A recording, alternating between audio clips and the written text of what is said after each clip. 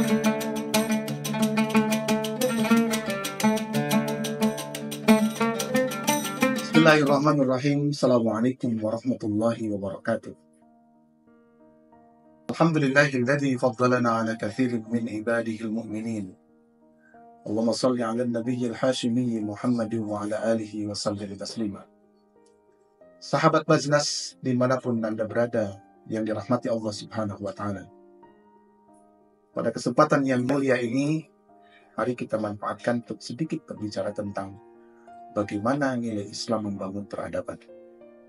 Ini tema yang sangat berat sebenarnya, yang tidak mungkin selesai diceritakan hanya dalam waktu 10 sampai 15 menit.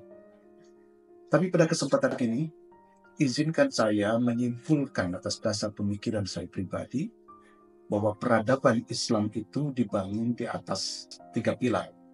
Yang pertama zikir, yang kedua fikir, yang ketiga amal soleh. Ketiga ini ibarat kaki tripod. Kalau salah satunya tidak seimbang atau menyesuaikan dengan yang lainnya, maka hasil tangkapan layar yang berdiri, yang disimpan pada tripod itu tidak akan sempurna. Yang pertama zikir. Zikir ini mencerminkan spiritualitas peradaban Islam. Peradaban Islam bukan sekedar bagaimana perkembangan dan kemajuan teknologi, kebudayaan, dan lain sebagainya. Tetapi peradaban Islam berdiri di atas fondasi spiritualitas yang sangat kuat. Relasi antara makhluk dengan Khalik, relasi antara manusia dengan Allah, Tuhan pencipta, dibangun sedemikian rupa, seerat mungkin, dan itu berlanjut dari masa ke masa. Kita tahu bahwa peradaban padanan katanya di antaranya adalah al-hadharat. Dalam beberapa definisi, peradaban ini diartikan sebagai nata'izul fikri wa thaqafi.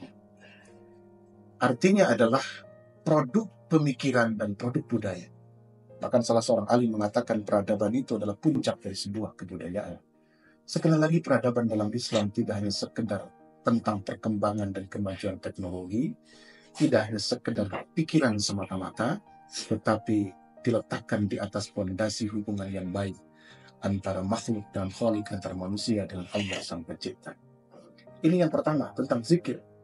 Bagaimana Rasulullah menggambarkan pribadi-pribadi yang mendapatkan kebahagiaan kelak di hari kiamat itu adalah orang-orang yang zakarullaha khaliyan faqadat ainahu, orang yang berzikir di keheningan malam ketika orang lain dibuai dalam mimpinya, mengayam bulu mata, berlayar di pulau Kapuk, lalu dia bangun di keheningan malam.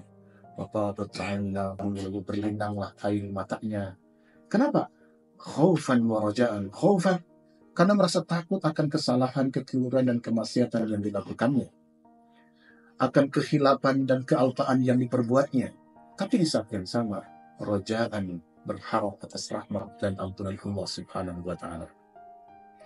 Ini pilar pertama, tentang zikir yang mencerminkan spiritualitas. Yang kedua, peradaban Islam itu dibangun di atas fikih, di atas produk berfikir. Kita tahu selama berabad-abad Islam pernah menguasai dunia dengan kegemilangan dimensi akademis, dimensi keilmuan, bahkan di beberapa masa kekhalifahan, sampai-sampai produk pemikiran, produk keilmuan, buku-buku, kitab-kitab itu ditimbang, dan beratnya timbangan karya ilmiah para ulama itu diganti oleh para pemimpin saat itu, oleh para khalifah, para sultan saat itu, dengan jumlah dinar yang luar biasa. Ini mencerminkan bahwa peradaban Islam itu dibangun di atas fondasi berfikir, fondasi ilmiah. Maka Islam dalam banyak ayat Al-Quran dan hadis Rasulullah SAW mendorong supaya umatnya terus mengembangkan pola fikir, riset, dan tradisi ilmiah. Kita tahu dua hal yang pertama ini, zikir dan fikir, merupakan identitas ulul albab. Sahabat Baznas yang dimuliakan Allah Subhanahu wa ta'ala, kita tahu di dalam Quran surah Ali Imran ayat 191, Allah berfirman, a'udzubillahi minasyaitonir rajim, inna fi khalqis samawati wal ardi wa ikhtilafil laili wan nahari la ayatin liulil albab alladzina yadhkuruna Allaha qiyaman wa qu'udan wa 'ala junubihim wa yatafakkaruna fi khalqis samawati wal ard rabbana ma khalaqta hadza batila subhanaka faqina 'adzabannar. Ayat ini secara letterlah, secara eksplisit menjelaskan tentang indikator ulul albab yang diharapkan oleh Allah, diharapkan oleh Al-Quran, yang dia akan memangku tanggung jawab sebagai pribadi-pribadi yang menegakkan peradaban. Apa cirinya ulul albab itu? Alladzina yadhkurunallaha qiyaman wa qu'udan wa 'ala junubihim. Orang yang berzikir kepada Allah dalam posisi berdiri, duduk, dan berbaring. Para ulama tafsir mengartikan artinya fi kulli waqtin wa hinin wa halin. Pada setiap tempat, waktu, dan keadaan, dia senantiasa menghubungkan qalbunya, mengkoneksikan ingatan hatinya kepada Allah Subhanahu wa Ta'ala. Berhenti di sana? Tidak, sahabat Bajnas sekalian. Apa kelanjutannya? Adalah berfikir.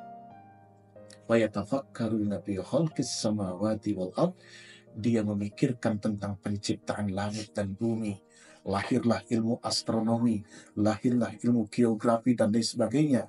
Dan kita tahu, dan sejarah mencatatkan, semua yang menjadi founding pada keilmuan itu ada dalam catatan panjang ilmuwan-ilmuwan muslim yang kemudian dikembangkan oleh ilmuwan-ilmuwan modern. Hadirin sahabat Bajnas yang dimuliakan Allah Subhanahu wa Ta'ala. Yang ketiga, pilar peradaban Islam itu adalah amal soleh.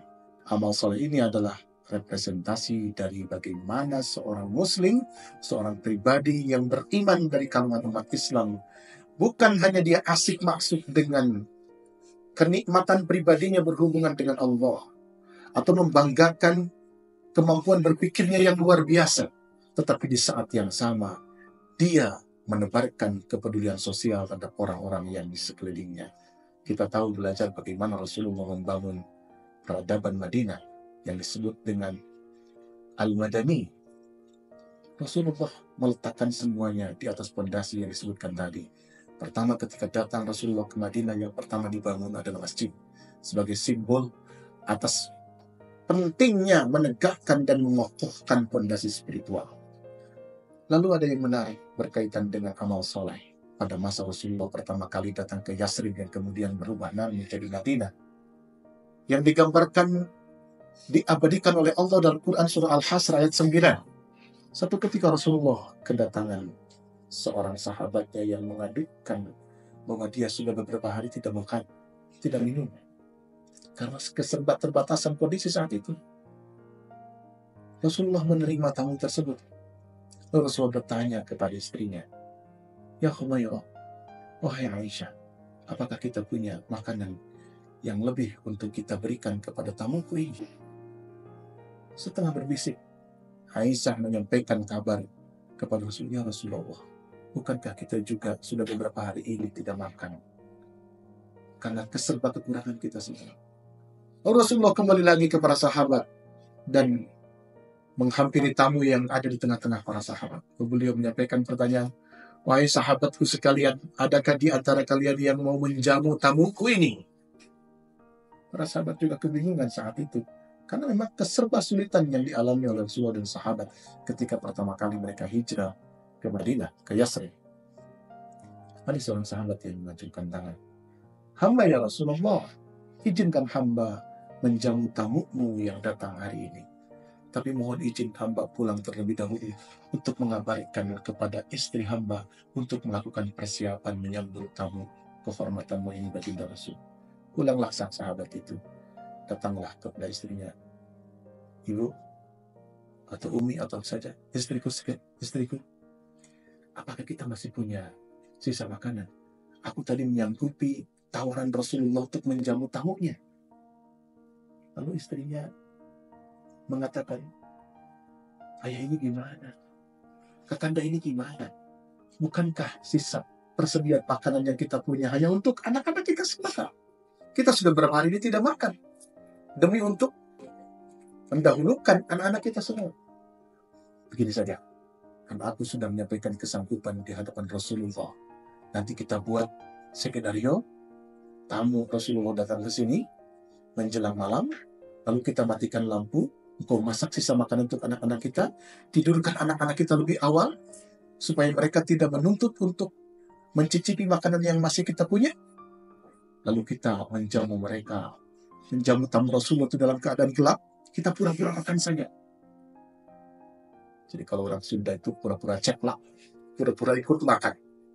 Tibalah tamu Rasulullah di rumah sahabat ini, dijamulah dengan keadaan yang serba terbatas, makanan yang disiapkan untuk anaknya itu dalam keadaan gelap.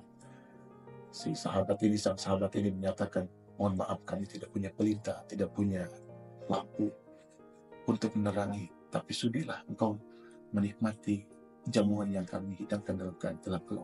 Nggak apa-apa, wahai saudara. Malam itu mereka berhasil menjamu tamu Rasulullah, meskipun dengan keterbatasan yang luar biasa. Dan inilah yang digambarkan oleh Allah Subhanahu wa Ta'ala dalam Quran surah Al-Hasr ayat 9. Wa yu'thiruna 'ala anfusihim walau kana bihim khasasah. Orang-orang Ansor itu, orang-orang Yasrib yang menerima kedatangan kaum Muhajirin dari Mekah itu, mereka rela untuk memuliakan saudara-saudaranya yang datang dari Mekah, meskipun mereka harus menanggung kesulitan, kepayahan, dan kemelaratan. Demi apa? Demi membahagiakan saudaranya yang datang dari Mekah, hijrah ke Yasrib, hijrah ke Madinah.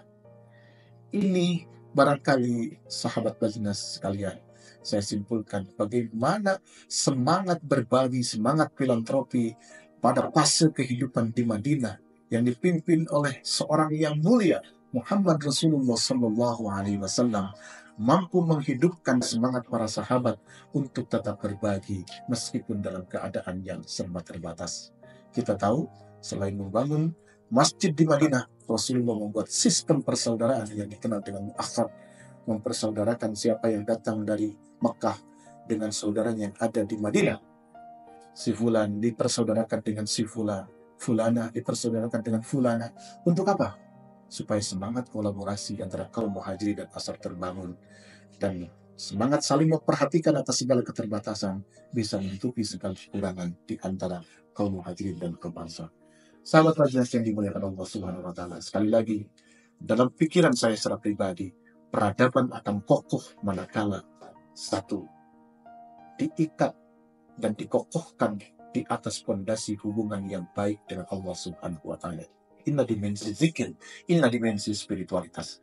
Yang kedua adalah dikokohkan dengan keilmuan, dengan tradisi keilmuan. Ini yang saya sebut adalah fikir. Dan yang ketiga adalah mengejawantahkan spiritualitas dan pemikiran itu dalam tindakan-tindakan sosial yang nyata dalam bentuk yang saya sebut sebagai amal saleh. Orang yang ingin membangun peradaban, tidak mungkin dia membiarkan orang lain kelaparan sementara dirinya menikmati perut yang sangat kenyang.